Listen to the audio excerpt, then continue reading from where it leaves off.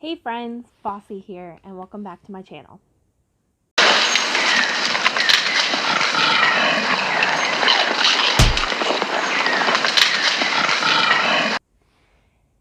Today I'm going to be going through some of the gear that I finished my Appalachian Trail Thru-Hike with, some of the changes I made and why I made them when I did, and if I was satisfied with the gear. So let's get started. So let's talk about the clothing that I had for my hike. I started hiking in this blue Columbia shirt from Hot Springs. I actually found it in a hiker box and started wearing this. And in Damascus, I received 2 pairs of shorts that I had gotten on Amazon. I got 2 lengths. I got the Bermuda style length and the shorter runner style length. I loved these shorts because of the pockets. In the Bermuda style one, the pocket is deeper, which held my cell phone, and I carried it right there for the entirety of the trip. But I hiked in these from Damascus, probably all the way, so that was early June, all the way through early October. And then I decided that I wanted to move to a pair of pants because the weather was getting cooler. Another Walmart purchase, got these long leggings. They too had the side pockets, the deep side pockets for my phone, which is something I was looking for. And I honestly wish that Walmart still sold these. I carried 2 sports bras with me. One that I hiked in every day. This is not it, but one that I hiked in and one that I wore while I was doing laundry. I carried 3 pairs of these Walmart Hipster briefs. They came in a 3-pack. I got them for a couple of bucks. They dried insanely fast. Another item I wish I was still able to get from Walmart. So these 2 are Smart Wools. These are the ones I finished the trail in. They're both kind of like a crew cut, like a low, not a no-show, but a low ankle cut. And I liked those. I preferred that length because I wore gaiters, and these worked out perfectly. My gaiters were Dirty Girl gaiters, and they are still in remarkably good shape. But for the most part, the Velcro held up. They've been through the wash countless times, and they still have stretch, and they still have a lot of life in them. So I will continue to use them until they literally fall apart. I had 2 head things that I wore. I would wear this bandana. This is the Force of Nature bandana from REI. And the other thing I got was a hat. This is an OR, Outdoor Research, one size fits all sun hat. So my warm layers, which were pretty much for the whole trip, this 32-degree heat base layer shirt from Costco.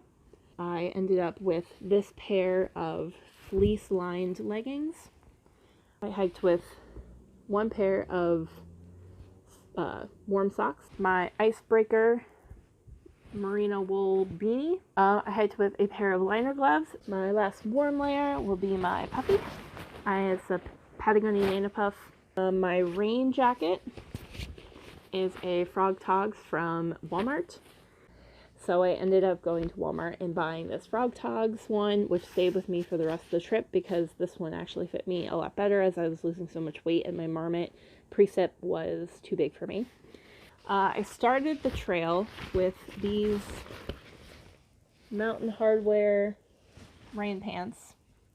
I ended up taking them back before the whites so that I would have some wind protection, and I ended up wearing them a lot through the whites. I used a variety of camp clothes during my hike, and in New Hampshire I found a blue dress that I really liked, that was lightweight and comfortable, and it is what I used as my camp clothes for for the rest of the hike. I hiked in the Ultra Lone Peak 3.5 Trail Runners the entire trip. I went through 4 different pairs. I used Superfeet insoles. I used 2 different types. I ended the trail with the pink ones. It is a hiking system that works very well. I did not get 1 blister on the entire trip. So I feel like my hiking system, my shoe system worked out really, really well for me. These were my camp shoes. I love being able to not have to put on my sneakers, especially when they were soaking wet, cold, and it was so much easier just to have my warm socks in my Crocs to go to the bathroom or just to walk around camp at night. I started the trail and finished the trail with my Black Diamond Spot headlamp. I night hiked only a handful of times, so this stayed pretty good for me. I started the trail with the Sawyer as my water system.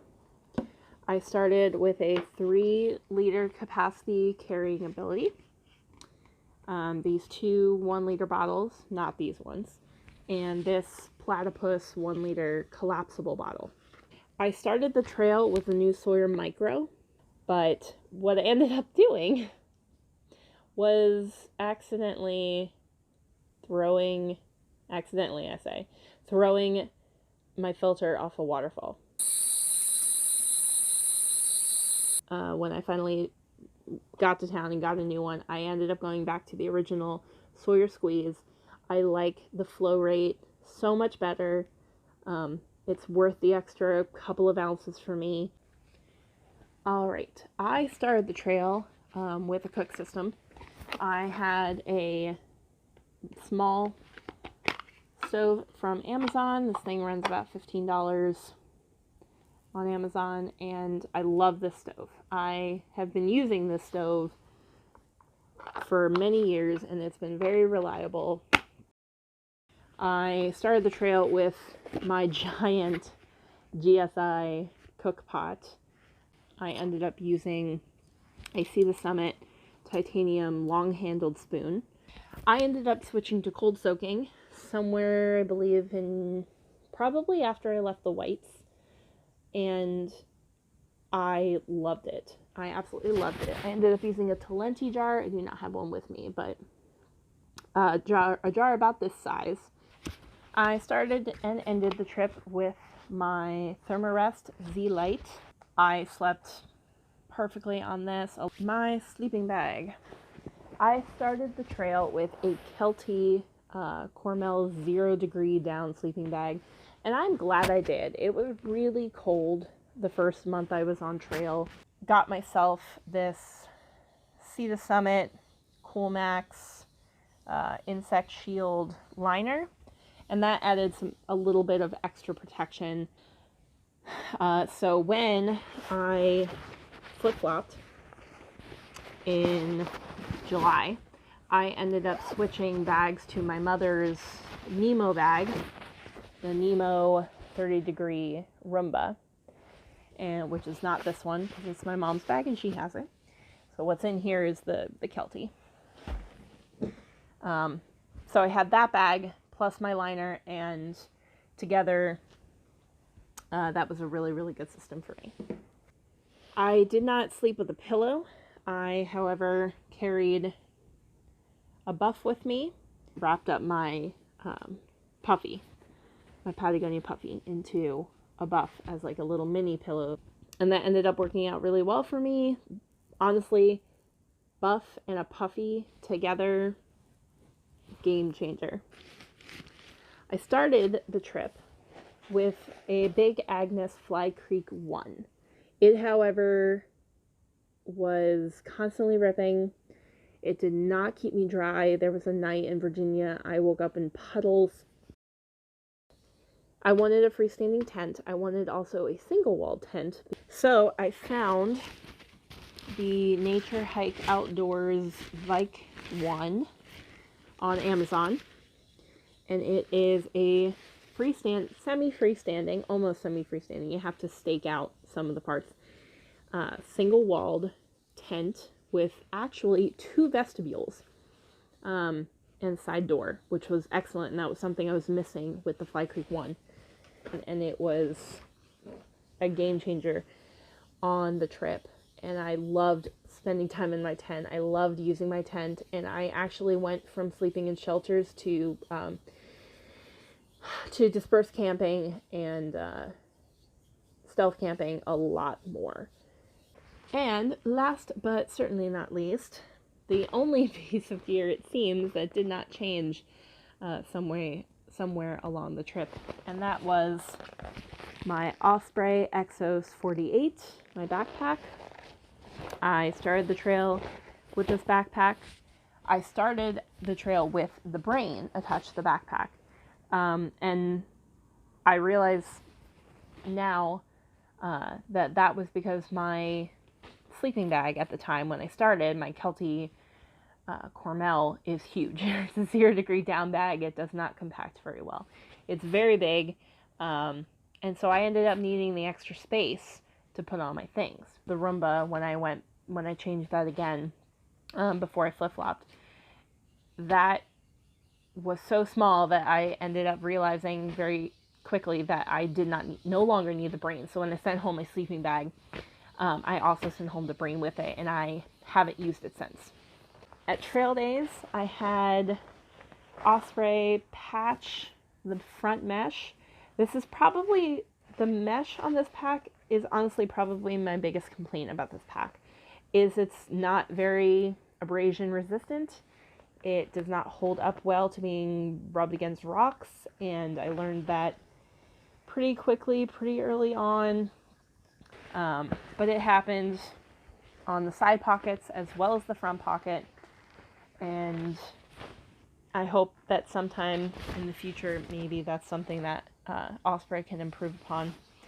I said last but not least, but one more thing, I believe, my trekking poles.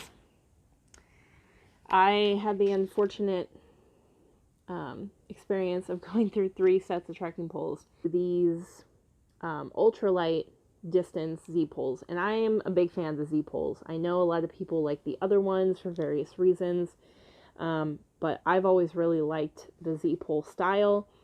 But it snapped. I ended up catching my weight on it as I fell, snapped the pole, bruised my rib, all the good things.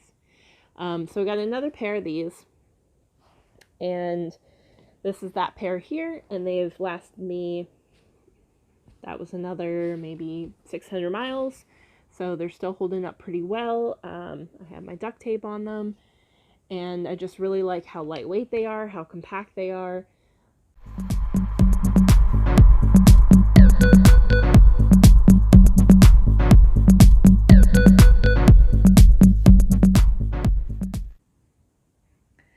I hope you all enjoyed. I'll leave a few links for some of the products down in the description box below. If you like this video, give it a thumbs up and hit the subscribe button for more videos that I've got coming out soon. Till next time, take care everyone. Hey, the gorilla's loose!